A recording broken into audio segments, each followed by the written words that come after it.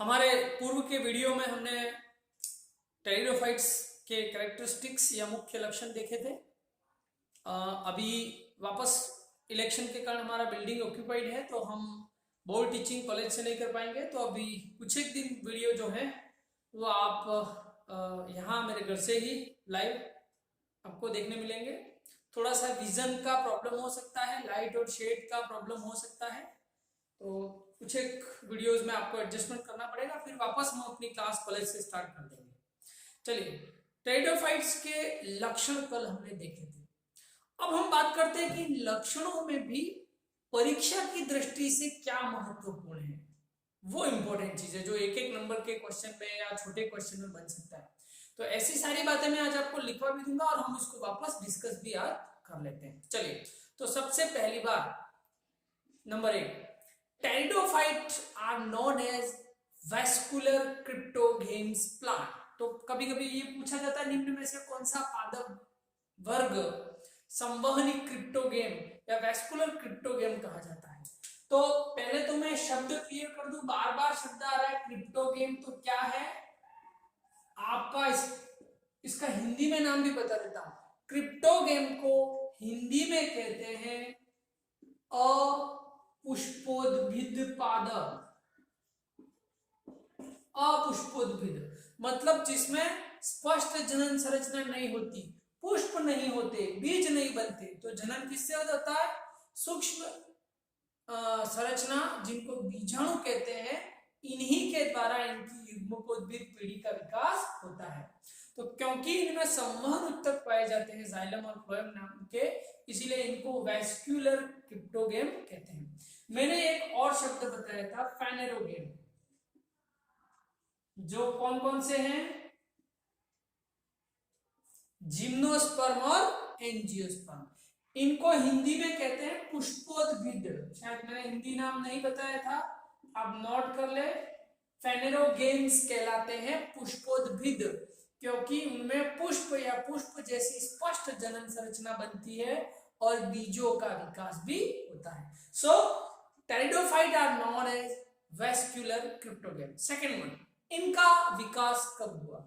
तो आप आगे पढ़ोगे जियोलॉजिकल टाइम स्केल कि पृथ्वी में जीवों की उत्पत्ति से लेकर अब तक के कालक्रम को बांटा गया है अलग अलग पीरियड्स के आधार पर। तो टेरिडोफाइट्स की उत्पत्ति हुई थी पैलियोजोइक इरा। अब इसका पीरियड क्या है आगे पढ़ोगे। पैलियोजोइक इरा में भी सिल्यूरियन पीरियड, इस काल में टेरिडोफाइट्स की उत्पत्ति हुई थी। तो कभी कभी पूछा जाता है टेरिडोफाइट्स वर्ग की उत्पत्ति पैलियोजोइक महाकल्प के सिल्यूरियन काल में या सिल्यूरियन पीरियड में इनकी उत्पत्ति हुई थी। चलिए, ये दूसरा इंपॉर्टेंट पॉइंट एक नंबर की क्वेश्चन में। तीसरा इंपॉर्टेंट पॉइंट, हमने कहा था कि टेरिडोफाइट्स में द्वितीय वृद्धि नहीं होती, लेकिन कुछ अपवाद है जिनमें द्वितीय वृद्धि पाई जाती है। तो वो दो अपवाद कौन से हैं? आइसोइटिस एंड वॉटरिगियम।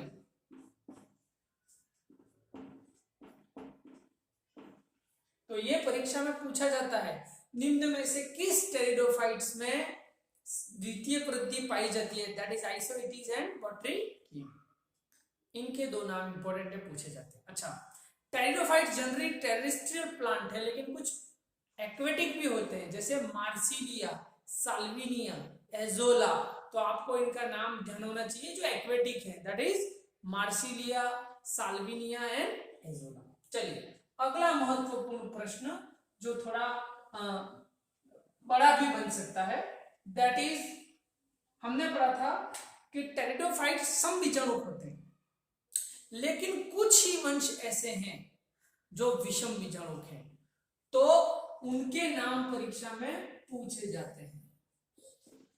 विषम बीजाणुक टेरिडोफाइट्स, जिनको इंग्लिश में कहते हैं हेटेरोस्पोरस टेरिडोफाइट।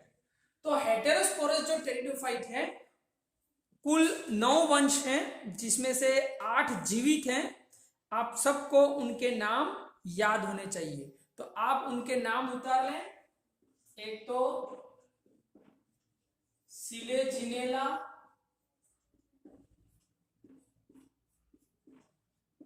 मार्सिलिया, ये सब उतार लें आप, सैल्विनिया, एजोला,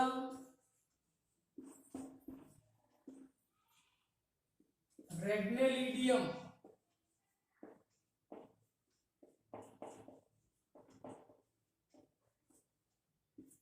पिल्लुलेरिया,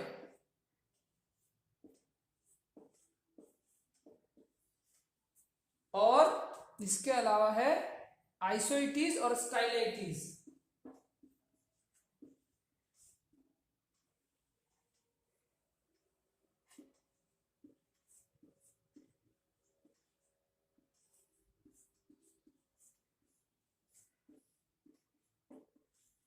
सो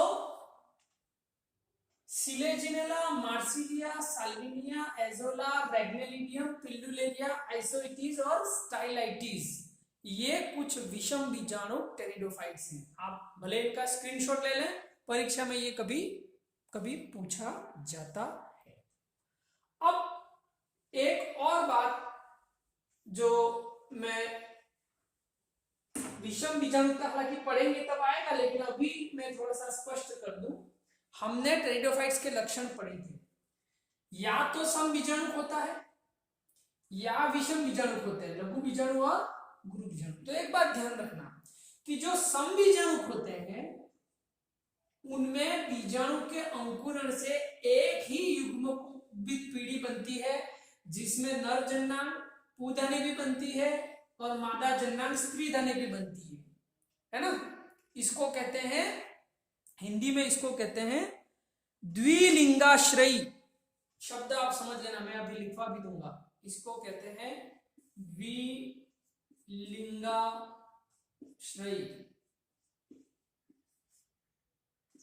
इसको द्विलिंगाश्रयी कहते हैं, और इंग्लिश में कहते हैं इसको मोनोइशियस। इसका अर्थ क्या है, देखिए द्विलिंग आश्रय यानी दोनों लिंग का आश्रय एक ही संरचना में है, दोनों लिंगों को आश्रय देता है, नर जन्नांग और मादा जन्नांग दोनों। इसको इंग्लिश में कहते हैं मोनोइशियस, मोनोइशियस, एक ही घर में दोनों, है ना। और ऐसा कब होता है, जब सम बीजाणु होता है, लेकिन विषम बीजाणु अवस्था में ऐसा नहीं होता। जब लघु बीजाणु अंकुरित होता है तो उससे नर युग्मकोद्भिद बनता है, गुरु बीजाणु जब अंकुरित होता है तो उससे मादा युग्मकोद्भिद उत्पन्न होता है। इसमें पूधनी बनती है और इसमें स्त्रीधनी बनती है। तो इसके लिए हिंदी शब्द है एक लिंगाश्रयी,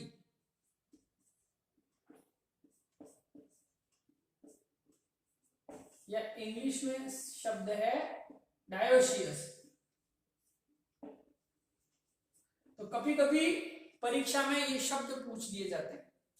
द्विलिंगाश्रयी का सरल अर्थ है द्विलिंगी, और एक लिंगाश्रयी मतलब वो एक लिंगी है, एक लिंग को ही आश्रय देता है, या तो नर या मादा। इसको इंग्लिश में कहते हैं डायोशियस। ठीक है, तो आपको ये शब्द क्लियर होने चाहिए। परीक्षा में कभी कभी ये एक लिंगाश्रयी और द्विलिंगाश्रयी उसके बारे में भी पूछा जाता है। तो हम जब विषम बीजाणुता पढ़ेंगे तब डिटेल इसके बारे में पढ़ेंगे। ये क्या है, लघु बीजाणु, ये नर युग्मकोद्भिद, उसमें क्या बनी पूधनी। ये क्या है, गुरु बीजाणु, उससे क्या बना स्त्री युग्मकोद्भिद, और उसमें क्या बना स्त्री धनी। इसको हिंदी में कहते हैं एंथीरिडियम, इसको कहते हैं आर्चिगोनियम, आर्किगोनियम, है ना, पूधनी और स्त्री धनी। तो ये दो इंपॉर्टेंट शब्द हैं। चलिए, अब बीजाणु धनी से संबंधित ही कुछ और शब्द। टेरिडोफाइटा का एक वर्ग होता है फिलिकेलिस। फिलिकेलिस, इसमें विशेषता क्या है कि इसमें बीजाणु धनी अलग न होकर एक समूह के रूप में होती है, जिसको कहते हैं बीजाणुधानी पुंज। इंग्लिश में कहते हैं इसको सोराई। तो सोराई या बीजाणुधानी पुंज किसकी विशेषता है? फिलिकेलीज, एकमात्र वर्ग है, ऑर्डर है, गण है, उसमें बीजाणुधानी समूह के रूप में होते हैं, जिसकी बीजाणुधानी पुंज कहते हैं। ये कैसे सब जमे हुए होते हैं वो हम बाद में देखेंगे। चलिए, और इंपॉर्टेंट बात, जो बीजाणु के विकास पर ही आधारित है। देखिए, हमने पढ़ा था कि चाहे शंकु में बने या पत्तियों में बने, बीजाणु बीजाणुधानी में बनते हैं। अब इन बीजाणुधानियों का विकास कैसे होता है, उसके आधार पर टेरिडोफाइट्स को दो समूह में बांटा गया। ये इंपॉर्टेंट है। एक को कहते हैं लेप्टोस्पोरेंजिएट,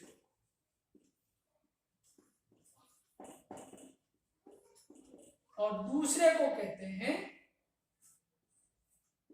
यूस्पोरेंजिएट।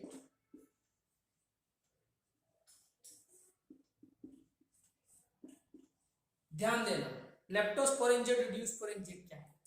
लेप्टोस्पोरेंजिएट टेरिडोफाइट्स में बीजाणुधानी का विकास कोशिकाओं की एक ही परत से होता है, जबकि यूस्पोरेंजिएट में बीजाणुधानी का विकास एक से अधिक कोशिकाओं या एक से अधिक कोशिकाओं की परत के द्वारा होता है। इस तरह से देखिए, ये बहुपरतीय संरचना हो गई और ये एक परतीय संरचना होगी। तो लेप्टोस्पोरेंजिएट जो टेरिडोफाइट्स में, उसमें बीजाणुधानी का विकास किसी एक कोशिका से ही प्रारंभ होता है। एक आद्यक कोशिका होती है और उससे एक परत ही बनती है, बीजाणुधानी की बाहरी परत। इसमें बीजाणुधानी का विकास एक से अधिक कोशिकाओं के द्वारा होता है, जो एक बहुपरतीय रचना का निर्माण करती है। तो हमारे सिलेबस में कुछ लेप्टोस्पोरेंजिएट भी हैं, जैसे साल्विनिया मार्सिलिया और सिलेजिनेला साइलोटम लाइकोपोडियम जैसे यूस्पोरेंजिएट के बारे में भी हमको पढ़ना है। तो ये दो शब्द हमें क्लियर होने चाहिए। लेप्टोस्पोरेंजिएट, development of sporangium from the single initial cell, single primordium cell, while this eusporangiate, development of the sporangium from multiple group of cells or multiple initial cells, that is called as eusporangiate. चलिए, तो ये भी एक important बात थी। आगे और क्या इंपॉर्टेंट चीज? हाँ, अब खास बात हम चर्चा करते हैं आर्किगोनिया या स्त्रीधानी के बारे में। देखिए, स्त्रीधानी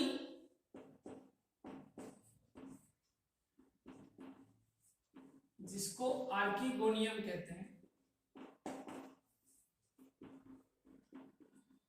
उसमें क्या होता है? एक नेक होती है और बाकी उसका वेंटर होता है। तो इसकी जो नेक है वो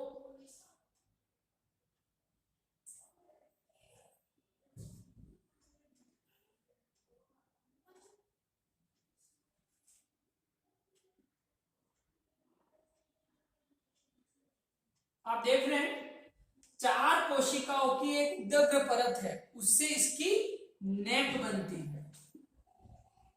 और उसका आधारीय भाग जो होता है वो कहलाता है वेंटर, जिसमें हमारी एग सेल होती है। अब इसमें खास बात ये कि इसमें 2 नेक कैनाल सेल भी पाई जाती है। इनके बारे में थोड़ी सी बात मैं करना चाहूंगा। इनको कहते हैं नेक कैनाल सेल, हिंदी में कहते हैं ग्रीवा नाल कोशिकाएं। तो टेरिडोफाइट्स में 2 नेक कैनाल सेल या ग्रीवा नाल कोशिकाएं पाई जाती हैं। निषेचन के समय ये दोनों विघटित हो जाती हैं और ऐसा केमिकल सब्सटेंसेस रिलीज करती हैं जो एंथेरोजोइड्स या पुंग अणु को अपने भीतर की ओर आकर्षित कर सके। ये यहाँ पर पहुंचने का माध्यम तो जल होता है, लेकिन अल्टीमेटली यहीं पर पहुंचने का इट्स कीमोटैक्सिक मूवमेंट कहते हैं इसको, किसी रसायन के द्वारा आकर्षित होना। तो ग्रीवानाल कोशिकाओं की भूमिका यहाँ पर महत्वपूर्ण है।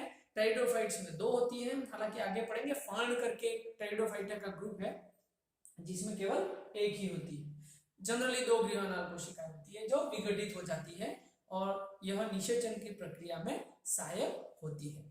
तो ये कुछ इंपॉर्टेंट पॉइंट्स थे जो टेरिडोफाइटा के लक्षण में से पूछे जाते हैं। अब आगे हम दूसरा पॉइंट पढ़ेंगे